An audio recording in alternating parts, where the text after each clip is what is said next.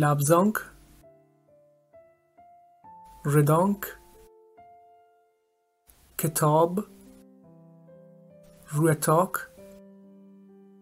تاکبند،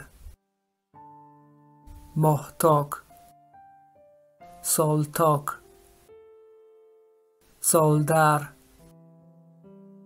سرتاک، سرگال، چمشانک، آزمانک،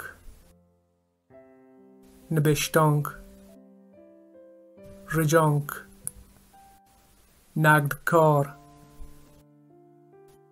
احوالکار، حال، سیاهگ،